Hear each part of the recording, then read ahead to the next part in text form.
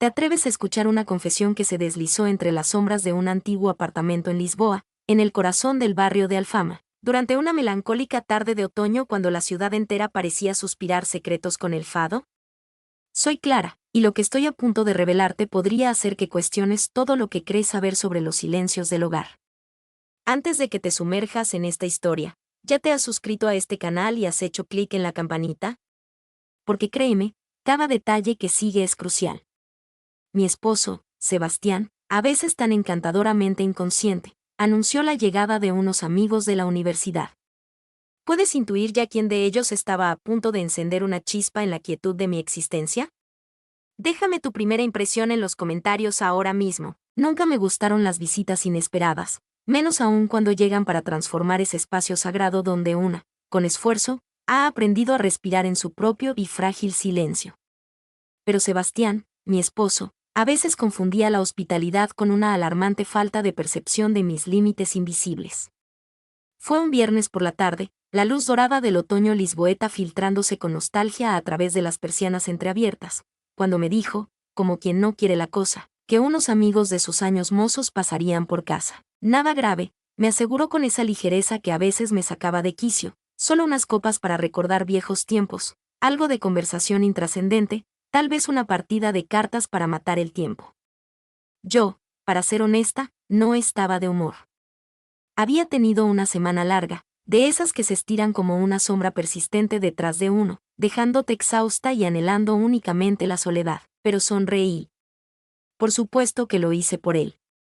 Llegaron 3. Uno de ellos, Lucas, se quedó grabado en mi memoria con una nitidez casi dolorosa, destacándose del resto como una nota disonante en una melodía demasiado predecible. Era diferente. No de una manera ruidosa o evidente. No llenaba el ambiente con anécdotas chillonas ni gestos ampulosos que buscaran el aplauso fácil. Escuchaba, realmente escuchaba, más de lo que hablaba, y cada vez que lo hacía, su voz, grave y modulada, parecía acariciar las palabras como si cada una de ellas mereciera una atención especial, un respeto profundo. Sus ojos, de un color avellana que cambiaba con la luz, se detenían más de lo estrictamente necesario en los míos, y no de una forma irrespetuosa o invasiva, sino más bien como quien intenta leer las páginas ocultas de un libro que otros apenas hojean. Yo servía los tragos, respondía a preguntas amables con la mejor de mis sonrisas ensayadas, y volvía a la cocina buscando refugio en el vapor de lavavajillas y en el laberinto de mis propios pensamientos. Pero desde el salón, incluso entre las risas y el murmullo de las conversaciones, sentía que alguien me seguía. No con los pies, claro está. Con la atención. Una atención tan intensa que casi podía sentirla físicamente, como un cosquilleo en la nuca. Cuando los otros reían a carcajadas por alguna ocurrencia, Lucas me buscaba con la mirada, un encuentro fugaz pero cargado de una electricidad extraña. Y cuando la noche avanzó y, uno a uno, los demás empezaron a despedirse entre bostezos y promesas etílicas, él no lo hizo. Al contrario, fue Sebastián quien, con una palmada en la espalda de su amigo, anunció: Lucas se queda, cariño. Vive en Coimbra y es una locura que intente volver a estas horas. Le ofrecí el sofá del pequeño salón con un gesto que pretendía ser indiferente. Lo miré en silencio, una tormenta de emociones contradictorias agolpándose en mi pecho. No protesté, porque, en apariencia, no tenía razones válidas para hacerlo. Porque todo, superficialmente, estaba bien, era lógico, comprensible. Y sin embargo, algo oscuro e indefinible me revolvía las entrañas, un malestar sutil pero persistente. Mientras Lucas se duchaba en el baño de invitados, usando una muda de ropa que Sebastián le había prestado, y mi esposo ya roncaba suavemente en nuestra habitación, ajeno a mi desasosiego, bajé a la cocina a prepararme un té, el mismo ritual de siempre para cerrar el día, para intentar acallar los ruidos de mi mente. Pero esta vez, el aire de la cocina se sentía diferente, cargado. No estaba sola. ¿Tampoco podías dormir?, preguntó él desde la penumbra del umbral, el cabello aún húmedo y revuelto, su silueta apenas distinguible. No, respondí, sin mirarlo directamente, aferrándome a la taza caliente como si fuera un ancla. La casa está demasiado llena de voces ajenas esta noche. Él sonrió levemente. Y su sonrisa no era la de alguien que coquetea o busca una conquista fácil. Era la sonrisa melancólica de alguien que entiende, de alguien que quizás ha habitado silencios parecidos. A veces, dijo con esa voz que empezaba a resultarme inquietantemente familiar, las casas dicen mucho más cuando sus habitantes callan y el eco de lo no dicho llena las habitaciones. Y nos quedamos así, en un silencio compartido, denso y expectante. Él, de pie, con una taza humeante entre las manos. Yo, sentada frente a la ventana, observando las luces lejanas de Lisboa, sin saber exactamente por qué no me levantaba y me marchaba a la seguridad de mi cama. Esa noche no pasó nada tangible, nada que pudiera describirse como un suceso. Y, sin embargo, en la profundidad de mi ser, todo cambió de forma irreversible. Dormí mal, un sueño fragmentado y lleno de imágenes confusas. No por culpa del ruido, ni por la incomodidad de tener un extraño en casa. Fue algo distinto, más sutil. Un pensamiento fijo, una conciencia constante de su presencia que no debía inquietarme, pero que lo hacía con una intensidad que me desarmaba. ¿Alguna vez has sentido una conexión así de instantánea e inexplicable con alguien, algo que te perturba y atrae al mismo tiempo? Cuéntame tu experiencia en los comentarios. Y si esta historia ya te tiene enganchado, ¿me ayudarías con un like para que siga adelante con más fuerza? Desperté temprano. Demasiado temprano, incluso para mis madrugadores hábitos. Bajé en bata a la cocina, anhelando encontrar la casa aún sumida en el letargo del amanecer, deseando que el silencio matutino fuera solo mío. Pero no. Él ya estaba allí. Vestía la misma camiseta que Sebastián le había prestado, pero en él, con su porte tranquilo, parecía una prenda completamente diferente. Más liviano. Más cómodo consigo mismo. Y, de nuevo, esa mirada suya. Esa mirada directa que no esquivaba, que no rehuía. La que parecía ver más allá de mis palabras cuidadosamente elegidas, de mi ropa de estar por casa, incluso más allá de mis decisiones más meditadas. ¿Siempre te despiertas con el alba, Clara?, preguntó, su voz baja, casi un susurro cómplice en la quietud de la cocina. No siempre, respondí, sirviéndome un café que apenas deseaba. Solo cuando algo me inquieta profundamente. ¿Y qué te inquieta hoy? No respondí, porque la respuesta tenía nombre propio. Y estaba a medio metro de mí, su presencia llenando el espacio de una manera que me resultaba a la vez alarmante y extrañamente reconfortante. Nos quedamos en silencio. Otra vez. El mismo silencio denso e impenetrable de la noche anterior. Un silencio que no pesaba, que no oprimía, pero que se volvía espeso, casi tangible, si se lo miraba demasiado fijo. Cuando Sebastián bajó, con su habitual buen humor matutino y completamente ajeno a la corriente subterránea que fluía entre Lucas y yo, nosotros ya habíamos compartido más que palabras y miradas. Habíamos tejido, sin saberlo, el inicio de una conexión muda, invisible para el resto del mundo. Una fisura diminuta, pero dolorosamente real, en la aparentemente sólida estructura de mi vida. Esa tarde, Lucas no se marchó como estaba previsto. Se quedó. Un pequeño error logístico con su transporte, explicó Sebastián restándole importancia, siempre tan despreocupado. Lo invitaron a cenar otra vez. Y yo no supe, no pude, articular una negativa convincente, porque cómo explicar esa urgencia irracional que sentía por alejarlo de mí, esa necesidad imperiosa de no querer verlo más, de no querer sentir lo que su cercanía despertaba. Durante la comida, todo fue superficialmente cordial, pero yo ya no era la misma. No lo miraba igual. No podía, porque sentía que si nuestras miradas volvían a cruzarse con esa intensidad cargada de subtextos, si volvíamos a compartir esas palabras sin peso aparente pero llenas de un significado profundo, no habría posibilidad de retorno. Después de cenar, Lucas ayudó a recoger la mesa con una naturalidad que me descolocó. Sebastián subió a su despacho, cansado tras un día de llamadas. Y otra vez, la casa, cómplice silenciosa, nos dejó solos. ¿Te incomoda que siga aquí, Clara?, preguntó él, mientras lavaba un vaso con una lentitud deliberada que me puso nerviosa. Sí, admití, la voz apenas un hilo tembloroso. ¿Por qué? Porque me haces pensar en cosas en las que no debería estar pensando. Él se detuvo. Dejó el vaso con cuidado. Me miró. Y entonces lo dijo, sin levantar la voz, pero con una contundencia que me atravesó el alma: a mí me pasa exactamente lo mismo contigo, Clara. No nos tocamos. No hubo besos furtivos, ni abrazos robados en la penumbra de un pasillo. Pero lo supimos. Ambos. Y esa certeza compartida, esa verdad tácita y vibrante, fue infinitamente más peligrosa, más incendiaria, que cualquier caricia prohibida.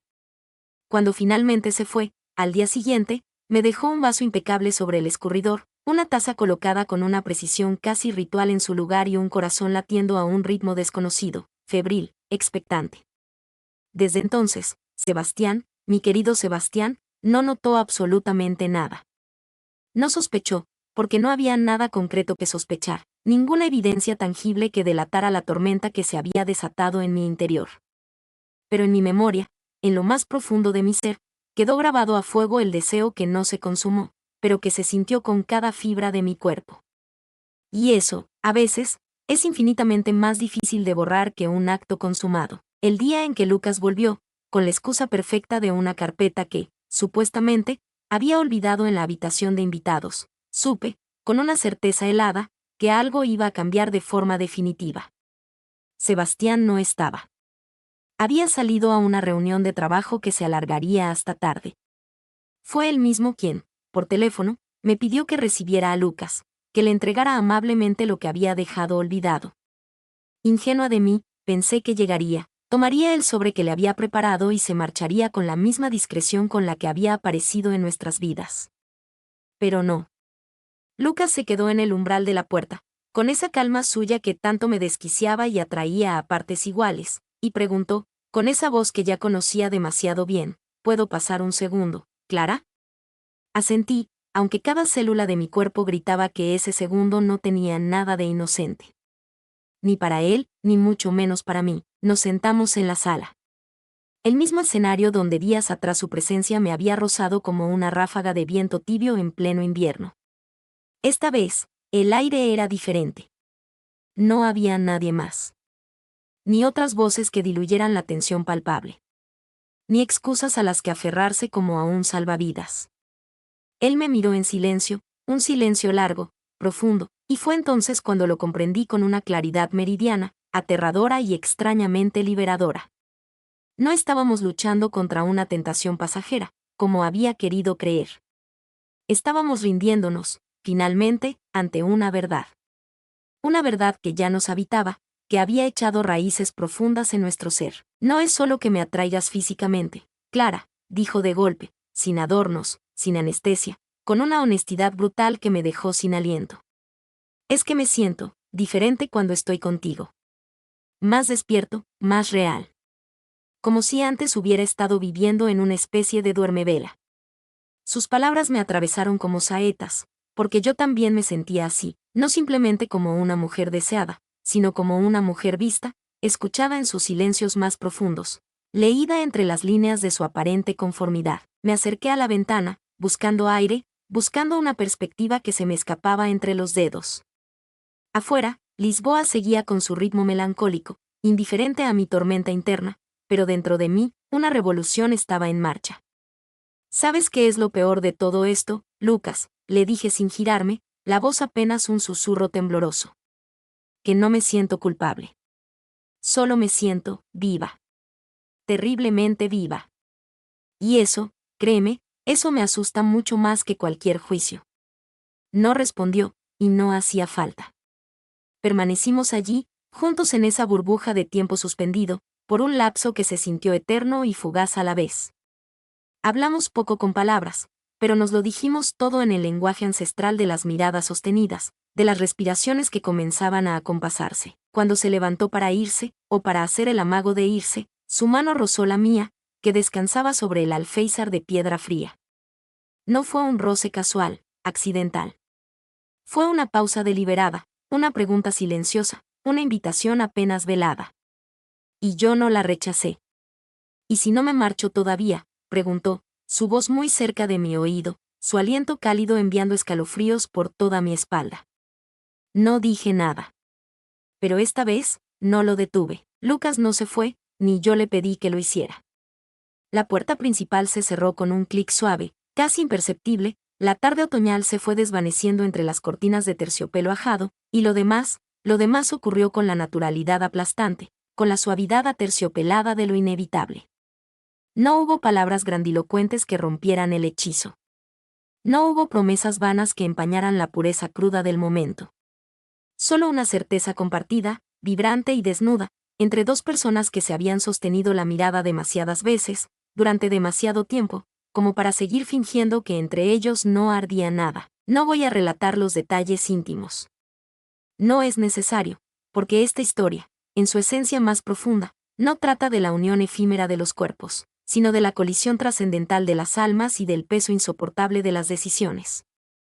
Y yo, Clara, tomé la mía en plena conciencia, con los ojos abiertos y el corazón en un puño. Cuando Lucas finalmente se marchó, horas después, cuando la noche ya había teñido de añil los cielos de Lisboa, la casa volvió a llenarse de su viejo y conocido silencio. Pero era un silencio diferente. Impregnado. Alterado para siempre. Yo ya no era la misma mujer que preparaba cafés para otros sin preguntarse jamás si alguien, alguna vez, prepararía uno especialmente para ella, conociendo el punto exacto de azúcar y de anhelo. Sebastián volvió a casa mucho más tarde esa noche, cansado pero contento por su reunión. Me saludó con el cariño distraído de la costumbre. Me preguntó cómo había estado mi día, qué había hecho. Yo sonreí. Y respondí con la misma calma aparente de siempre. No por frialdad, ni por un cinismo recién adquirido, sino porque en esas horas suspendidas fuera del tiempo había comprendido, con una lucidez dolorosa, que la infidelidad no siempre es un estallido ruidoso y escandaloso, una traición con fuegos artificiales. A veces, muchas veces, es un susurro persistente, una melodía apenas audible a la que, finalmente, con un vértigo que mezcla miedo y una extraña forma de liberación, una decide decir que sí. Pasaron los días. Las semanas. Las cosas, en la superficie, volvieron a su ritmo monótono y predecible. Lucas no regresó más. Y yo no busqué un nuevo encuentro, no forcé un nuevo cruce de caminos. No hacía falta. Lo que ocurrió entre nosotros, en aquella tarde dorada y melancólica, ya había cumplido su misterioso propósito. Recordarme que estaba viva, vibrante, capaz de sentir con una intensidad que creía extinguida para siempre. Y también, dolorosamente, me enseñó que lo que más duele, lo que deja una cicatriz más profunda, no es el acto en sí, sino todo el entramado de silencios, de renuncias y de pequeñas muertes cotidianas que tuvimos que callar, que tuvimos que soportar, para llegar hasta él. No me arrepiento de haberme sentido viva de esa manera. ¿Pero lo volvería a hacer? Esa es una pregunta que aún resuena en mis noches de insomnio, una pregunta que baila con las sombras en las paredes de mi habitación. Porque hay decisiones que nos despiertan de un largo letargo, sí, pero también nos dejan con el alma llena de interrogantes que no siempre tienen una respuesta fácil, ni dulce, ni consoladora. A veces, lo más infiel no es el cuerpo que se entrega en un momento de debilidad o de osadía. Es la atención que se desvía. Es la emoción que se enciende, inesperadamente, por otro. Ese instante preciso, mágico y terrible, en el que alguien te mira de verdad, ve quién eres realmente detrás de todas tus máscaras, y tú ya no quieres, no puedes, mirar hacia otro lado. Y tú, que has llegado hasta el final de esta confesión, ¿qué harías si alguien, de repente, te hiciera sentir eso que creías irremediablemente olvidado en el desván de tu corazón? ¿Te atreverías a abrir esa puerta, a pesar de los riesgos? Déjame tu respuesta más sincera, tu reflexión más profunda, en la sección de comentarios. ¿Alguna vez te ha rozado una situación así, aunque solo fuera con una mirada, con una conversación que te dejó pensando durante días, durante semanas? Suscríbete ahora mismo a este canal si buscas más relatos que, como este, te tocan el alma de verdad, te estremecen las certezas y te invitan a explorar los rincones más profundos y a veces oscuros de la experiencia humana. No olvides activar la campanita para ser el primero en saber cuando llega la próxima historia, la próxima confidencia. Y si este relato te ha conmovido, si te ha hecho reflexionar aunque sea un instante, compártelo. Nos vemos en el próximo relato, donde el deseo, la culpa y la verdad siempre encuentran una forma de entrelazarse, casi siempre, sin pedir permiso y sin decirlo en voz alta.